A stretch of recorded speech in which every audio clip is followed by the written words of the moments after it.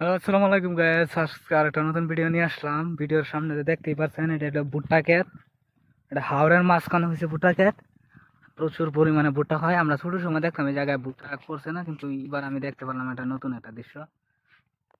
তো কারণ দিন দিন জামানা পাল্টাইতেছে, সবকিছুই মানে নতুন নতুন নিত্য নতুন হয়েছে না। কারণ আসলে এসব জায়গায় বিশেষ করে আমরা ধান চাষ করে আসতাম, কিন্তু এবারকার ভিন্ন চিত্র। কারণ ভিন্ন চিত্র মনে করেন যে এবার দেখতে পাচ্ছি যে ভুট্টা ক্ষেত করা হয়েছে।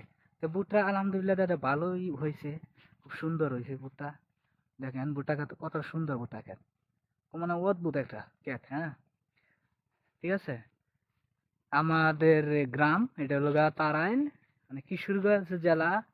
আর উপজেলা হলো তারাইল, ইউনিয়ন দিকদার, গ্রাম হলো নয়নসু। তে আমাদের এই গ্রামে বিশেষ করে আমাদের জমি জামাতে বেশিরভাগ এইসব ক্ষেতে মানে মনে করেন ধান হয়তো দেখেন পাশের ক্ষেতে কিন্তু ধান। আর এটার পাশেরটা হলো ভুট্টা। বুঝতেই পারছেন, এটার মধ্যে আগে কিন্তু ধান চাষ করা হতো, কিন্তু এবার ভুট্টা করা হয়েছে। কারণ দেখতেছে যদি ভুট্টার মান মানুষের মতো বেশি হয় তাহলে হয়তো ভুট্টা করবে। তো ভুট্টা হয়েছে মোটামুটি, দেখেন এই যে ভুট্টা, ভুট্টার গাছ দেখেন, এই যে ভুট্টা খুব সুন্দর লাগতেছে।